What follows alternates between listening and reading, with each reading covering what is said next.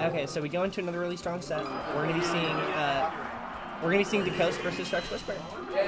I think everybody wants to see this set. This is the two top SO dogs that there's ever been. Decoste is number 3 on the Oregon State PR. ShreksWhisper is 4 or 5, I forget. Currently, I believe Sheik is number 1 on the SO, but Decoste has been before. He's just been mostly in Corvallis, so this is going to be a real set. It's the first time we've really seen Marth Sheik at this level. Like, I feel like a lot of the ShreksWhisper Decoste sets of Oregon players don't really get recorded. They don't really get seen. I think the last time we actually saw this set happening might have been at my own house tournament in the garage 4, I think. Well, it's when we had both these players in attendance. There's a chance that we have both of them in attendance again in about a week. We have Return of Dracula going on. DNPR's house tournament that he does in Tualatin, Oregon. I'll be streaming that one as well. It'll be another really good showing of Oregon talent. Southern Oregon's planning to come up for that one. I'm really excited. I wish more of BV could have come out to them at this, but we got a couple of us out. We really wish we could have gotten 2 cars, because I know we were trying to also get Pug for God from Eugene to come out too. That would have been really cool. There was chances of getting Ford Money to come, but some things kind of fell apart last second with the carpool.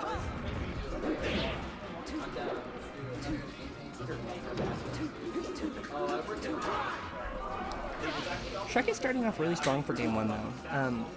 Obviously, this is kind of a traditionally viewed as a Sheik favored matchup by at least a little bit, but I don't think Decoste is really has the biggest problems with this matchup.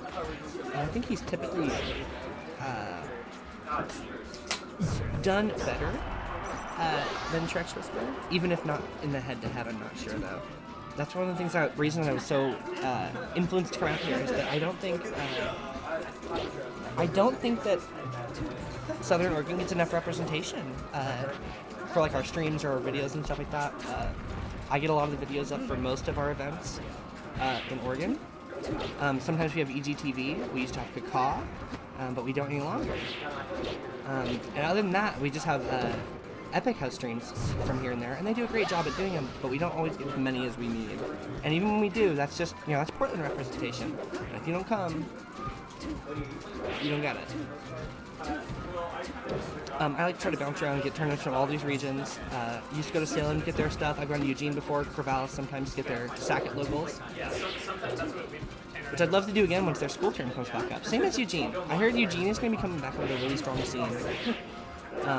And one of the great things about having Eugene and Corvallis having tournaments, especially Eugene, is it's an area where Southern Oregon can get to a little bit more conveniently than Portland. That's only a 3-hour drive instead of a 5 or 6 hour drive up to Portland. And we need to have those options for those players to have middle ground meetings. Having tournaments in Eugene is really cool because it's a nice central location for these regions to meet and play each other. And one of the reasons you want to see those people playing,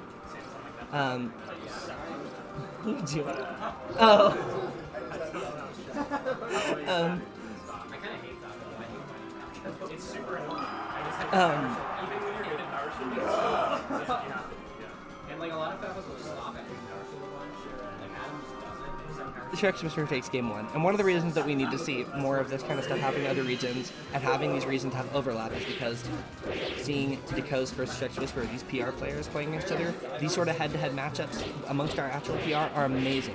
It's very difficult to rank players and recognize how well they play against each other when you have no representation of any data between two players sometimes that are on the PR.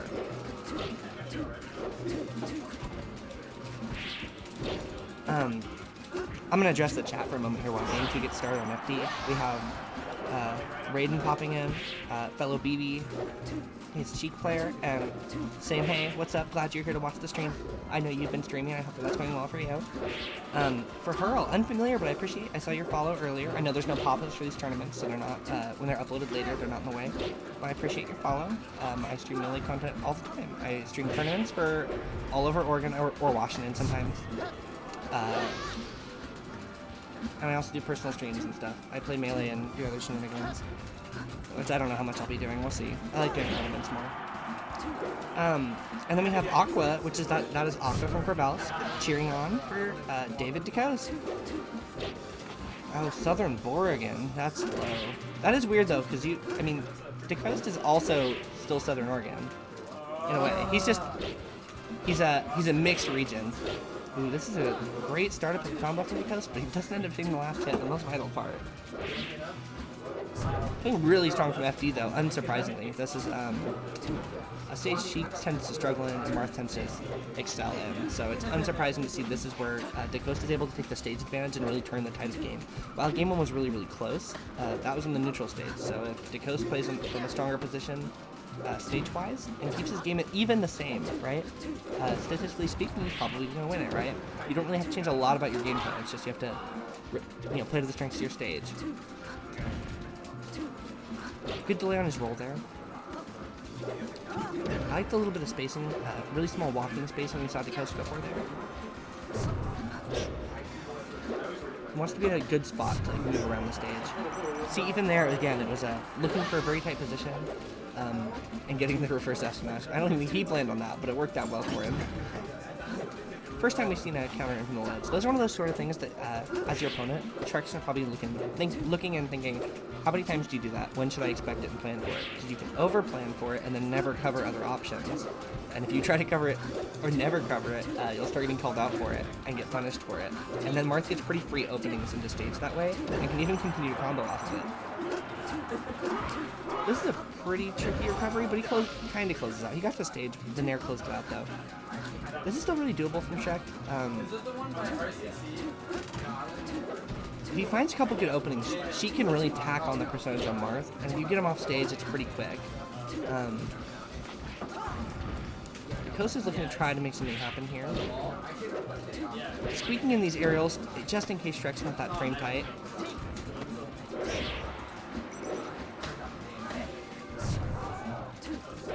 Poof straight to the ledge.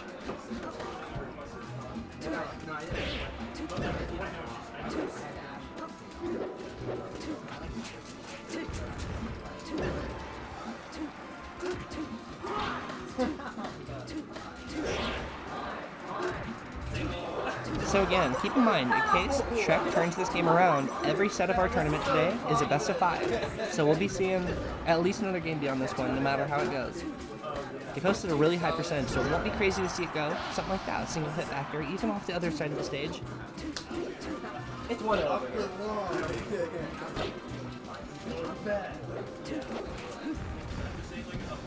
Grab openings like that can lead to Sheik doing something nasty, right? Sheik has incredible gimp abilities against Marth. One of the reasons why it's viewed as a pretty strong matchup for Sheik.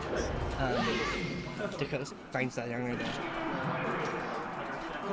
These players' interactions are really, really distinct because they find a lot of single hit openings, recognizing what each other do in neutral game a lot more than they're relying on really strong punish game. And a lot of it's like these tight, right around the ledge interactions. Unsurprisingly, we see game 3, Shrek's first counter pick, they go to Dreamland. And let's see how these players adjust and see if these same like ledge reads are still going to be what define the game.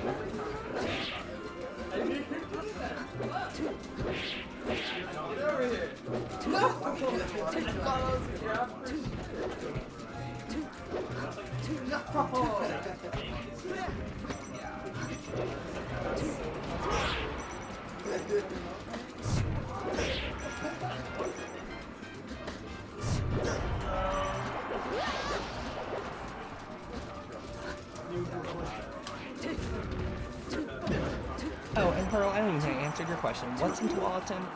Next Friday, August 23rd, I'll be running the stream for a Beefy Boys house tournament. It's in Tualatin, however, presented by VMPR myself.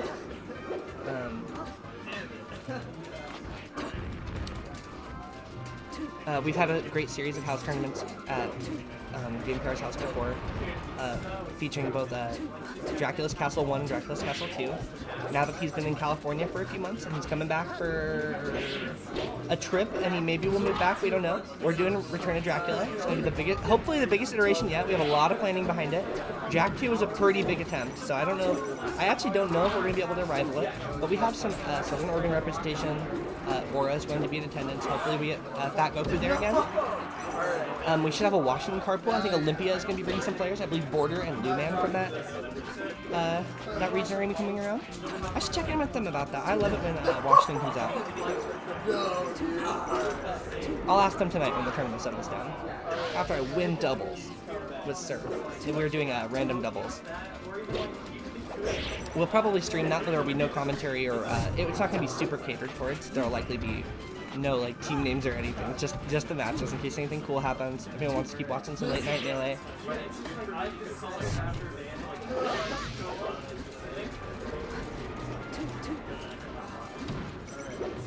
Decoste's looking for a light shield drop, I think. I don't think that's particularly safe against Sheik because she has some pretty good shield mix-ups and moves to have some pretty good shield stuns. So like a rising nair into a grab can be really scary on that situation. And you also don't have the benefit if that light shield wasn't close enough to the side of the platform to really convert into anything like a push-off, a platform push-off. Decoste finds his kind of first good lead of the match. With these down airs, a lot of good down airs to the ledge. I think a lot of the ledge performance of this set is still what is defining its success. Like right here too. Unfortunately, Sheik did an upbeat that was a little too helpful for Decoste. Decoste finds himself at least getting the ledge again. Staying safe from that fair, definitely a very, very aggressive option to try to shove Decoste off. And another single hit on those recovery situations. There is a bracket link. Let me copy paste it for you. I don't have it immediately here. I've just been sending it over and over. Let me grab that link for you. It's not a really tidy link, so it's kind of hard. I just have to copy and paste it. I don't really have access to my Nightbot settings right now. But here's that bracket link for you. All ready to go.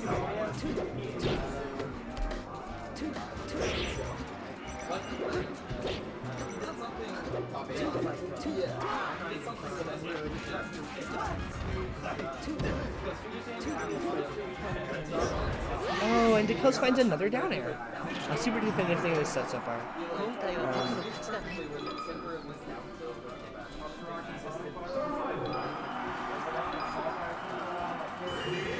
This is a really stacked event. It's not a lot of attendance, but we have a lot of our representation. We have 4 state PR players. Sorry, Quinns is not technically state PR, but we all know. We all know he is.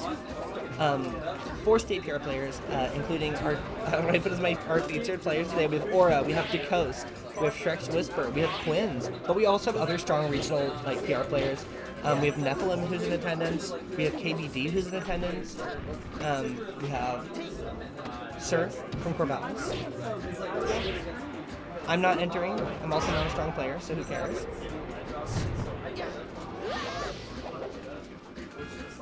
It's been a great tournament. House tournaments are really, really cool. They're the lifeblood of Melee to me. Like esports. This sort of event is what makes Melee sick. If you are trying to get into Melee and you're burnt out on these huge, overproductive things, this is the coolest part about Melee to me is that there are like friend groups and friend communities, and people want to hang out and they bond over this really, really cool video games with a ton of depth. And most of the time, people are super helpful and they want you to learn, they want you to get better, and they just want to play a video game with people. And it's a really, really cool video game that you can take really, really seriously if you like it.